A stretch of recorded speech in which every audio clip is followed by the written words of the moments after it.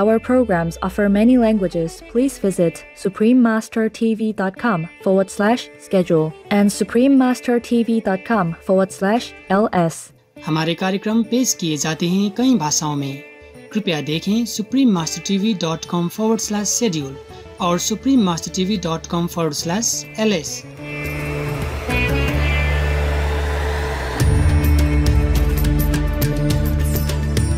The short path frees a man by the revelation of their true nature and ensures the attainment of Buddhahood in one single life. Alexandra David-Néel, vegetarian. Alexandra David-Néel, vegetarian, courageous explorer in search of truth. Part 3 of 3. Continue watching to find out more.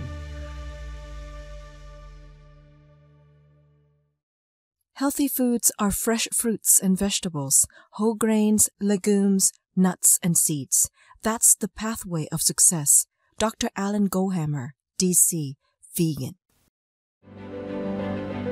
Sonic was dropped off at the shelter. To foster him and give him a chance, Norman and Sonic immediately became best friends.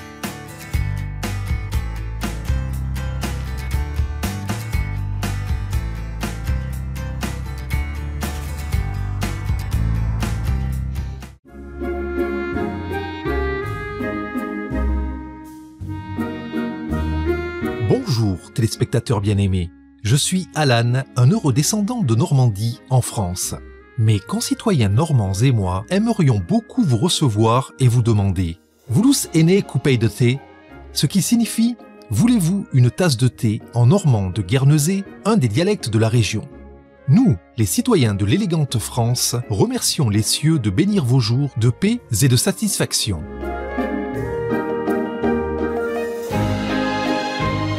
Bienvenue dans l'émission Alexandra David-Néel, végétarienne, exploratrice courageuse à la recherche de la vérité, partie 3 sur 3. Alexandra David-Néel est devenue célèbre en tant que voyageuse audacieuse grâce à une succession de périples extraordinaires en Orient. Son entrée au Tibet, la terre interdite, fut riche de sens, mais peu de gens connaissent la véritable raison de sa quête inlassable. Au cours de ses voyages, Madame David-Néel, végétarienne, créa un tulpa, une entité spirituelle produite par des mois de concentration intense. Très vite, le tulpa de Madame David-Néel a été vu en train de voyager avec elle. Notre bien-aimé Maître suprême Ching Hai, vegan, a expliqué ce phénomène lors d'une conférence en 1994. Now, if you read a book called A Mystery in Tibet, Madame Alexandra Néel, I think, will tell you that in Tibet, people can use their own power or practice of concentration to make another being in whatever shape you want, whatever appearance you want. You can make a monk appear. You can make a common person. You can make a beautiful girl. These are the methods that heaven used to create angels. And these are the methods we use sometimes purposely or unintentionally through our deeds and thought to create demons. Understand? Yeah. And she herself, Madame Alexandra, has made one of the monks just to try through that method. And she made one. But afterward, he got out of control. He already actually appeared in the form of a monk. And she said first she made a very jolly one, happy and old and fat monk, easy going type. But later, as he developed, he got out of her power, get out of her hand, and he became thinner and more mischievous and more aggressive. So she had to destroy him eventually, using all her might. Because once you create something, it's difficult to destroy if you don't have that power. The most powerful daily prayer for any time and before meditation, which is the order from God, and Supreme Master Ching Hai shares with us by His blessed grace. we humbly worship, praise, thank, obey, and love God Almighty, the Most High, the greatest, for world vegan, world peace, and our soul liberation. We thank, love, praise the only Son of God, who is the ultimate Master for our salvation. We follow the teaching of all the saints and sages. We thank, love, and praise them, who are the representatives of God for our spiritual elevation.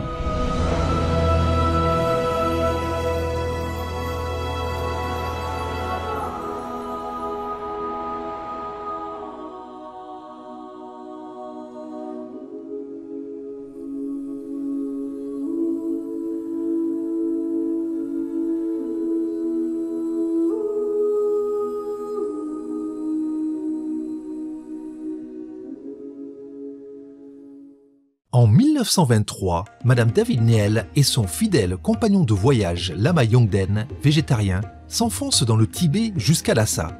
Un périple épuisant de 4 mois et de 2000 km à pied. En plein hiver, ils ont traversé des ponts et escaladé des montagnes, marchant sur des pics gelés et des terrains accidentés sans aucune route, parfois pendant 19 heures d'affilée. Le Tibet était encore interdit aux étrangers et ils devaient se déguiser en pèlerins indigènes défavorisés. Madame David Néel couvrait sa peau blanche de suie et teignait ses cheveux bruns à l'encre noire. Lorsque le risque d'être reconnus était trop élevé, ils voyagèrent de nuit et se cachèrent le jour. En chemin, ils furent attaqués par des voleurs, bloqués par une tempête de neige pendant une semaine entière au sommet d'une montagne, et Madame David Néel resta suspendue à une corde au-dessus des eaux glaciales d'une rivière. Au début de l'année 1924, leurs efforts furent récompensés puisqu'ils aperçurent le palais du Potala, la résidence d'hiver de sa sainteté, le Dalai Lama, et entrèrent enfin dans la ville sainte de Lhasa. Dans son livre « Voyage d'une Parisienne à Lhasa », Alexandra David Néel se souvient. We could discern the elegant outlines of its many golden roofs. They glittered in the blue sky, sparks seeming to spring from their sharp upturned corner, as if the whole castle, the glory of Tibet, had been crowned with flames. Ils y sont restés 2 mois, au cours desquels ils ont visité les célèbres monastères de la ville. À l'âge de 55 ans, Madame David Néel était devenue la première femme blanche et l'un des premiers occidentaux à poser le pied dans la ville de Lhasa.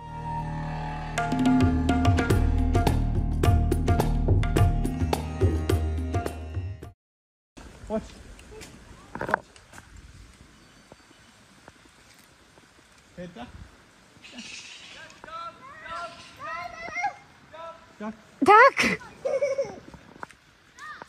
Oh my goodness!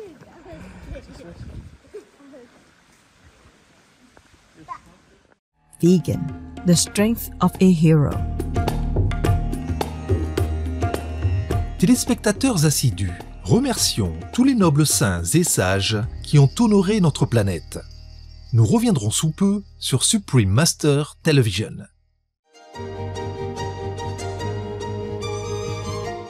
Bienvenue dans l'émission Alexandra David Néel, végétarienne, exploratrice courageuse à la recherche de la vérité, partie 3 sur 3.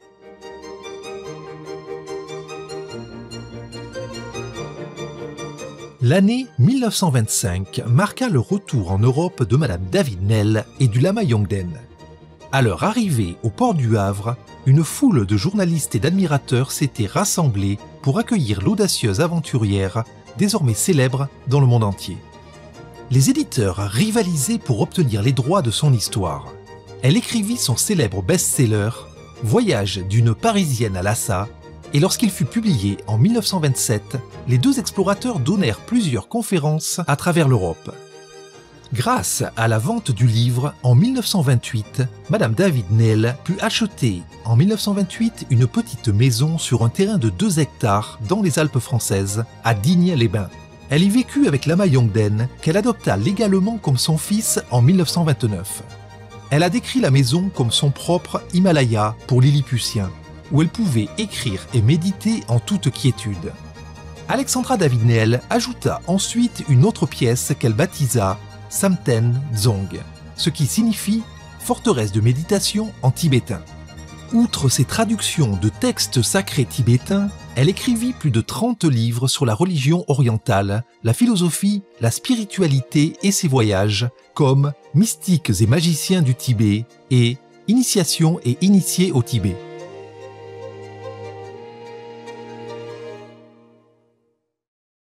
À travers ses écrits, Madame David-Néel nous fait pénétrer au cœur du monde merveilleux qu'elle a rencontré lors de ses voyages en Orient.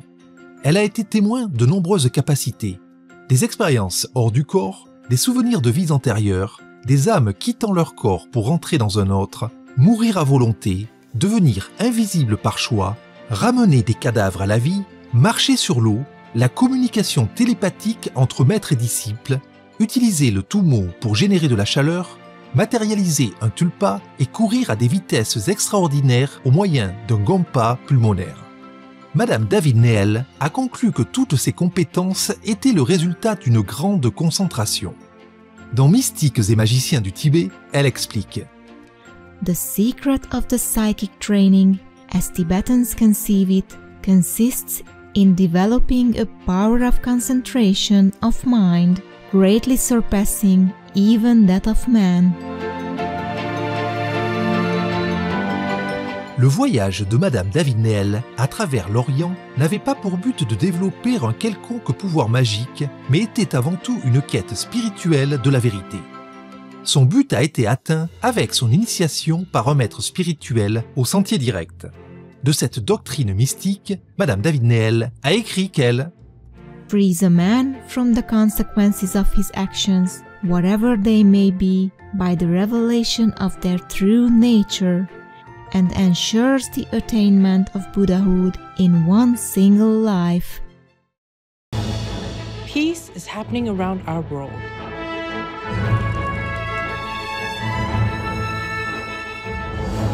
There are many countries who have taken actions to promote peace and foster amity among peoples and governments.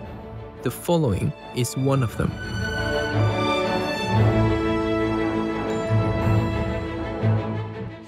Etc.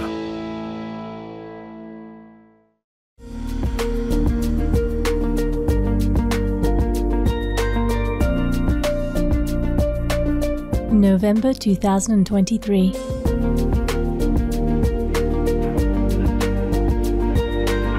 The presidents of China and Mexico agree to enhance the nation's ties and work to promote bilateral partnerships in growing industries, including electric vehicles and finance.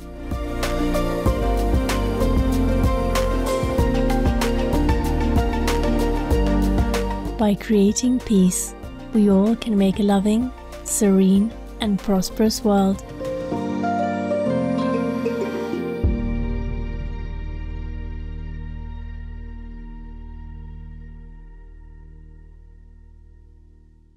En 1937, à l'âge de 69 ans, elle partit avec le lama Yongden pour la Chine par le chemin de fer transsibérien. Ils y restèrent plus de 9 ans, dont 5 ans de retraite dans un monastère tibétain où Madame David-Néel reprit également ses recherches sur les textes sacrés tibétains.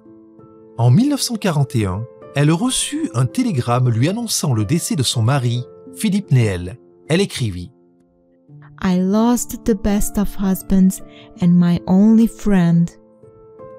En 1946, mère et fils quittèrent l'Asie et retournèrent à Digne-les-Bains, où Madame David-Néel apprit à vivre avec une mobilité fortement réduite suite à des rhumatismes. En 1955, une maladie soudaine emporta Lama Yongden. Ayant perdu son fils, serviteur et confident bien-aimé depuis plus de 40 ans, elle se trouva seule et désemparée. Mais en 1959, Madame David-Néel rencontra Marie-Madeleine Peyronnet, qui devint sa secrétaire personnelle et une merveilleuse amie. Marie-Madeleine Peyronnet la soigna pendant les dernières années de sa vie, au cours desquelles Madame David-Néel ne cessa jamais de travailler.